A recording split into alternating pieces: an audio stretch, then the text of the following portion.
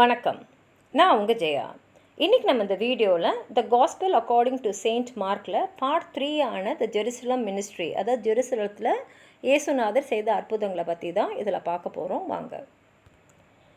Jesus இப்போ பெத்தனிக்கு வர்றாரு ஜெருசாலேருந்து. இப்போ அவருக்கு என்ன தோணுதுன்னா, இதுதான் சரியான சமயம், மக்கள்கிட்ட வெளிப்படையாக அவர் தான் மெசையாஷிப், அதாவது கடவுளுடைய தூதுவர்ன்றதை சொல்கிற நேரம் வந்துடுச்சு அப்படின்னு சொல்லிட்டு, அதே சமயத்தில் அதுக்கு முன்னாடியே ஜெரச்சியார்ன்ற ஒரு ப்ராஃபஸி சொல்லியிருந்தார். அதுபடியே மக்கள் ஏன்னா அதில் மக்களுக்கு நம்பிக்கை இருந்தது, அதை நிரூபிக்கிற மாதிரியே வராரு. அதாவது சாதாரணமாகவே ஜெருசலமுக்கு ஒரு புனித யாத்திரையாக வரவங்க கால்நடையாக தான் அந்த ஊருக்குள்ளே நுழைவாங்க. ஆனால் இவர் என்ன பண்ணுறாருன்னா, ஒரு சின்ன கழுதை, கோல்ட்டுன்னா கழுதை இல்லைனா குதிரை, அதுவும் சின்ன குழந்த கழுதை இல்லைனா குதிரையை கோல்ட்டுன்னுவோம், அது மேலே ஏறி அவர் அந்த ஊருக்குள்ளே வராரு. ஏன்னா அவர் கடவுளுடைய மகன். அந்த கடவுளுடைய மகன்றது மக்கள் புரிஞ்சுக்கணுன்னால வராரு. இவர் வராருன்னு தெரிஞ்ச உடனே நிறையா பேர் அவருக்கு முன்னாடி ஒரு அவங்களுடைய ஆடையை ஒரு வரவேற்புக்கிறதுக்காக ஒரு படுக்கையை விரிக்கிற மாதிரி விரிக்கிறாங்க. அப்புறம் நிறைய மரங்கள்லேருந்து கிளைகளெல்லாம் உடைச்சி அந்த இலைகளெல்லாம் அவர் நடந்து போகிறதுக்கு வழி கொடுக்குறாங்க. அது மாத்திரம் இல்லாமல் சந்தோஷத்தில் ஹோசானா அப்படின்னு சத்தம் போட்டு அவரை வரவேற்கிறாங்க. இப்போ இன்னொரு விஷயமும் ஓல்ட் டெஸ்டமெண்ட்டில் எழுதியிருக்கு இந்த கடவுளுடைய தூதரை பற்றி. அதாவது அவர் அங்கே இருக்கக்கூடிய கோயிலை தூய்மைப்படுத்துவார் அப்படின்றது அதில் எழுதியிருந்தது. அதே மாதிரி இயேசுநாதர் என்ன பண்ணுறாருன்னா, அங்கே கோயில் போகிறாரு. அங்கே கோயிலில் என்னென்னா, அந்த ஜூயிஷ் அதிகாரிகள்லாம் கோயிலுக்கு வெளியில் முழுசாக கடைங்களை கட்டி, அது கடைங்களை ஒயினு, அப்புறம் எண்ணெய், உப்பு, அப்புறம் பறவைங்க, டவுஸு, அப்புறம் நிறையா மிருகங்களை அந்த பலி கொடுப்பாங்க இல்லையா, அதுக்காக அவங்க விற்றுட்ருந்தாங்க. அதே மாதிரி சில கடைகளை பார்த்திங்கன்னா க்ரீக்கு அப்புறம் ரோமன் காயின்ஸ் எல்லாம் அங்கே வர யாத்திரைகளுக்கு மாற்றி கொடுக்கறதுக்காக கடைகளும் வச்சுருந்தாங்க. இப்போ ஜீசஸ் போய் அவங்கள எல்லாரையும் அங்கேருந்து திருத்துறாரு. ஏன்னா ஒரு பிரார்த்தனை செய்ய வேண்டிய இடத்த ஒரு சந்தை மாதிரி அவங்க மாற்றியிருந்தாங்க. இவர் இந்த மாதிரி அவங்கள திருத்தின உடனே அங்கே இருந்த தலைமை பூசாரி, அதுக்கப்புறம் டீச்சர்ஸ் ஆஃப் லா, அதாவது நாட்டோடைய சட்டங்களை பாதுகாக்கிறவங்களுக்குலாம் கோவம் வந்துடுது. ஏன்னா இதெல்லாம் அவங்களோட அனுமதியோடு நடந்துட்டுருக்கு, இதில் அவங்களுக்கு லாபமும் வந்துட்டு இருந்தது, பணம் கொஞ்சம் அவங்களுக்கு போயிட்டு இருந்தது. அதனால் இவங்கெல்லாம் சந்தித்து இவரை உயிரோடு விடக்கூடாது, எப்படி இவரை ஒழிச்சு கட்டலாம் அப்படின்னு சொல்லிட்டு இவங்கெல்லாம் பிளான் போடுறாங்க. அப்போது அங்கே நிறையா ஃபிக், அதாவது அத்தி மரம் இருக்குது. இப்போ பாலஸ்டைனில் இருக்கக்கூடிய அத்தி மரங்கள் பார்த்திங்கன்னா மார்ச் மாதத்தில் நம்ம சாப்பிடக்கூடிய ஒரு காய் மாதிரி டக்ஷுன்னு ஒரு பேர், அது முதல்ல வரும். அதுக்கப்புறம் அது கீழே விழுந்துட்ட அப்புறம் தான் அத்திப்பழம் அங்கே வரும், அது ஜூன் மாதத்தில் வரும். இப்போது அந்த டாக்ஷ்ன்ற அந்த இது முதல்ல வரலைன்னா அப்போ அந்த மரம் பழம் கொடுக்காது. அது மாதிரி ஒரு ஜீசஸ் கிரைஸ்ட் என்ன சொல்கிறாருன்னா, ஒரு அத்தி மரத்துக்கிட்ட போய் அங்கே தேடி பார்க்குறாரு. அங்கே வேறு இலை மட்டும்தான் இருக்குது, பழம் எதுவுமே இல்லை. அதை அவர் சபிக்கிறாரு.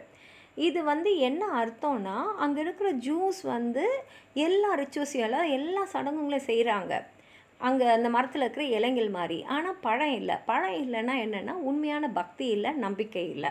இதை தான் அவர் அங்கே சொல்கிறாரு. இங்கே இருக்கிறவங்களுக்கு அந்த நம்பிக்கை இருக்கணும். நம்பிக்கை இருந்தால் மனுஷனால முடியாதது கூட கடவுளுடைய கருணையால் நீங்கள் செய்யலாம் அப்படின்றது தான் இவர் எடுத்து காட்டுறாரு.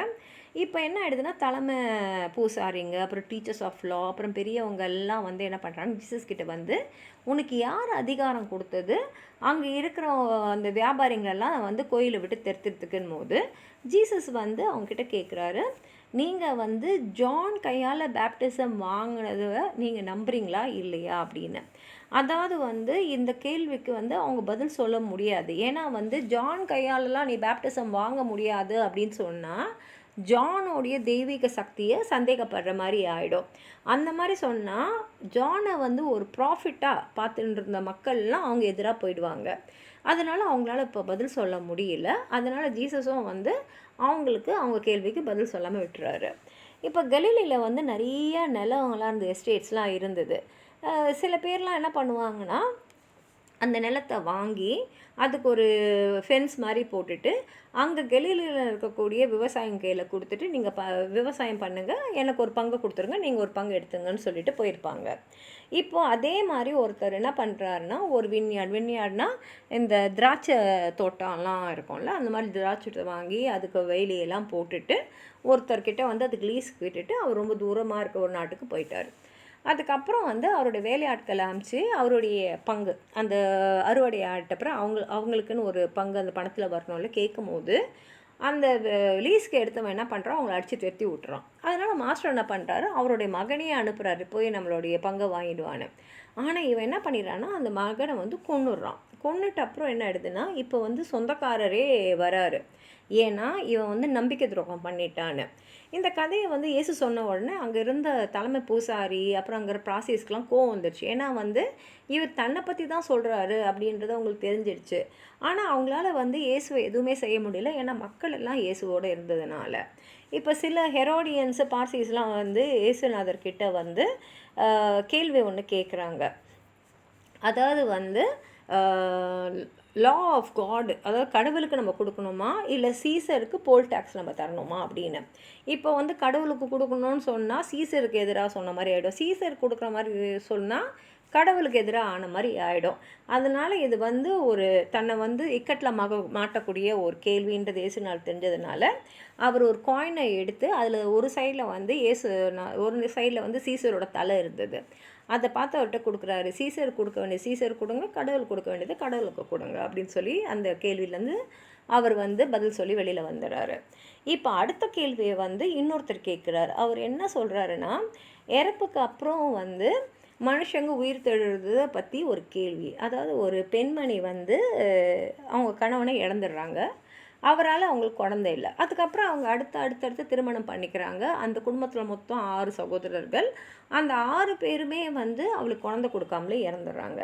இப்போ இந்த பெண்மணி இறந்தால் அவங்க வந்து அந்த ரிசரக்ஷன் போது யாரோடைய மனைவியாக ஏற்றுக்கொள்ளப்படுவாங்கன்னு சொல்கிறாங்க. அப்போ ஜீசஸ் சொல்கிறாரு, இறந்தப்புறம் வந்து அவங்க உயிர் தேடுறாங்கன்னா அவங்க வந்து தேவதைக்கு சமம், தேவர்களுக்கு எந்த விதமான ரிலேஷன்ஷிப்பும் இல்லை அப்படின்னு சொல்லி முடிச்சிடுறாரு. இப்போது ஒரு டீச்சர் ஆஃப் லா வந்து இயேசுநாதர்கிட்ட சொல்கிறாரு, இப்போ வந்து 10 கமாண்ட்மெண்ட்ஸ் இருக்கு இல்லையா, அதில் முக்கியமான 2 கமாண்ட்மெண்ட்ஸ் எதுன்னு போது இயேசு சொல்கிறாரு, முதல் 2 கமாண்ட்மெண்ட்ஸ் ரொம்ப முக்கியம்.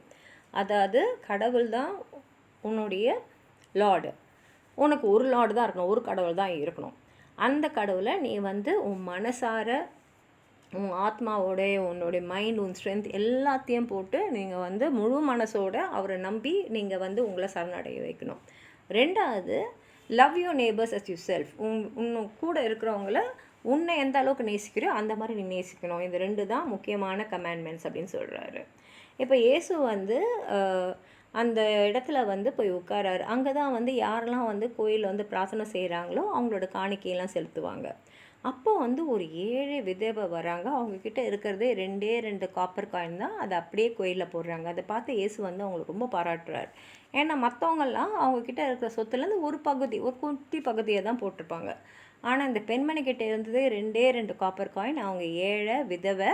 ஆனால் அதை வந்து கடவுளுக்கு கொடுக்கணும் அப்படின்னு நினச்சி அவங்க கொடுத்ததுனால இயேசு அவங்கள ரொம்ப பாராட்டுறாரு.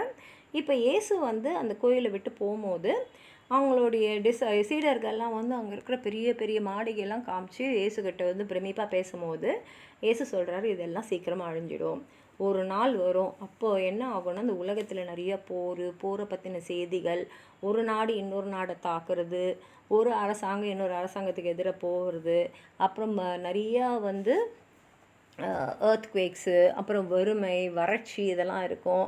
குடும்பத்தில் பார்த்திங்கன்னா ஒரு சகோதரன் இன்னொரு சகோதரனுடைய சாவுக்கு காரணமாக இருப்பான், அப்பா வந்து அவனோட பையனோட சாவுக்கு காரணமாக இருப்பான், சூரியன் இருண்டுடும், நிலவும் வந்து வெறிச்சு தராது, அந்த ஹெவன்லி பாடிஸ் எல்லாமே வந்து தாறுமாறாக இருக்கும்.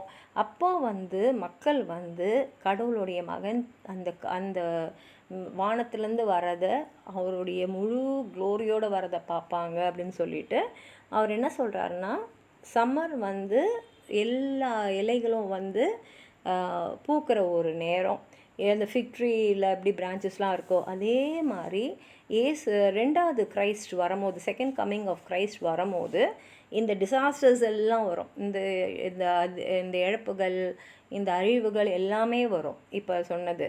ஆனால் அது எப்போன்றது தெரியாது, எந்த நேரம் எந்த காலம்னு தெரியாது. ஏன் மேலோகத்தில் இருக்கிற தேவதைகள் கூட தெரியாது, கடவுளுடைய மகனுக்கும் அது தெரியாது. அது ஃபாதர், அந்த கடவுளுக்கு மட்டும்தான் அந்த நேரம் எப்போன்னு தெரியும். அப்போ தான் அவர் செகண்ட் கம்மிங் சொல்கிறோம்ல, திரும்பி இயேசு பூமிக்கு வரனால கடவுளுக்கு மட்டும் தான் தெரியும்னு சொல்லி இந்த பாட்டு முடிச்சிருக்காரு. உங்களுக்கு எதாவது சொல்லணும்னு நினச்சிங்கன்னா கீழே இருக்கிற கமெண்ட் பாக்ஸில் எழுதுங்க. இந்த வீடியோவை ஹைப் பண்ணுங்கள், அப்போ தான் நிறைய பேர் இந்த வீடியோவை பார்ப்பாங்க. இந்த வீடியோவை லைக் பண்ணுங்கள், உங்கள் ஃப்ரெண்ட்ஸோடு ஷேர் பண்ணுங்கள். சப்ஸ்கிரைப் பண்ணாதவங்களாம் ப்ளீஸ் சப்ஸ்கிரைப் பண்ணி சப்போர்ட் பண்ணுங்கள். நன்றி.